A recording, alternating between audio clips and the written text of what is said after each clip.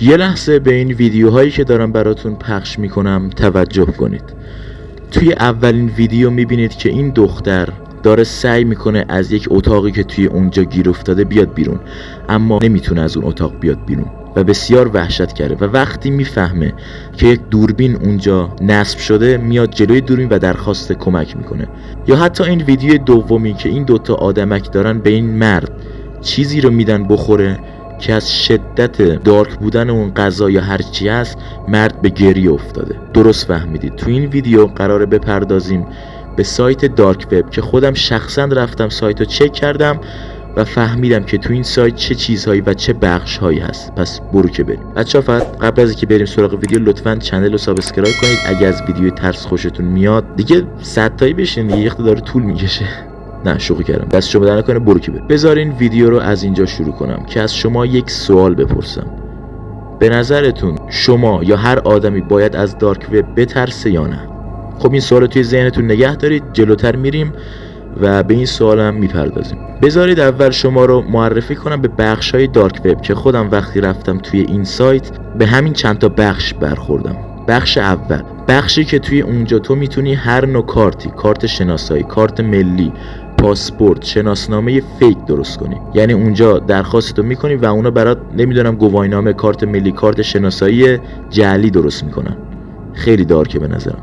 بخش دوم که بخش معروف دارک وب است، بخش مواد مخدر بود که تو اونجا هر نوع مواد مخدری بسته‌بندی شده بود و قیمت‌هاش هم زیرش نوشته شده بود. و همینطور یه بخش دیگه ای بود که این بخش به نظر من بخش دارکتر بود که تفنگ‌های مختلف مثل M1 کولت، کلاشینکوف، نمیدونم برنو و انواع مختلف تفنگ اونجا بود که شما میتونستین راحت با یه درخواست بخرین اون تفنگا رو. قیمتش هم خوب بود. حالا شاید با خودتون بگین که خب اگه فقط همیناست پس چرا اینقدر مردم از دارک وب میترسن؟ یعنی دارک وب به خاطر همین تفنگ و مواد مخدری که مردم ازش اینقدر میترسن؟ نه. از اینجا به بعد دیگه بخش‌های ترسناک و وحشتناک دارک وب شروع میشه. بذارین اول براتون یه مثال بزنم. دارک وب مثل یک جنگل نفرین شده ای هست که هر چقدر بیشتر میری توش چیزهای وحشتناکتر پیدا میکنی.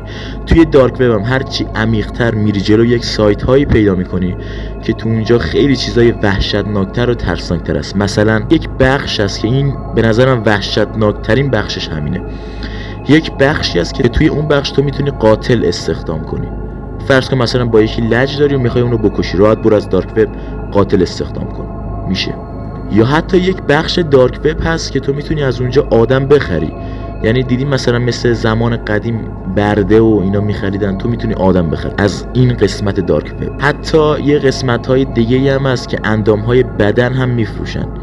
یعنی مثلا مثل قلب، کلیه، کبد و غیره رو میتونی از اونجا بخری. و اینجاست دلیل این که نه تنها مردمی که دارک وب رو میشناسن باید از دارک وب بترسن، بلکه کسایی که اصلا با خودشون میگن مثلا ما که طرف دارک وب نمیریم، اصلا باش کاری نداریم، اونها هم باید بترسن. دلیلش هم همینه که مثلا اگه کسی باهاشون لج کنه میتونه راحت آدرس و ایناشونو بده به سایت دارک وب و یه قاتل استخدام کنه و قاتل کارشونو بسازه. خب حالا بذارید یه دوتا ویدیو چک بکنیم که این دوتا ویدیو از ترسناکترین ویدیوهای دارک وب بودن. حالا بیشتر هم بوده ولی این دوتا دیگه بولدتر بودن. ویدیو اول همون دختره بود که تو اتاق گیر کرده و وقتی دوربینو میبینه میاد و درخواست کمک میکنه و آخر ویدیو خیلی ترسناک تمام میشه که یک مرد یا یک کسی داره سعی میکنه بیاد تو و دختره اونقدر وحشت کرده که نمیخواد بذاره این مرد بیاد تو. یا مثلا ویدیوی دوم که این دوتا آدمه که چی، حالا هر چی هست، دارن این مردو مجبور میکنن که یک چیزی رو بخوره که مردو به گریه انداخته. حالا یه سری اطلاعات بود توی کپشنش نوشته بود که فکر کنم سوپ گوشت انسان بوده که از گشنگی داره میخوره دیگه. مجبورش هم میکنن ولی مثلا گشنش گذاشتن که از گشنگی خودش بخوره با لذت.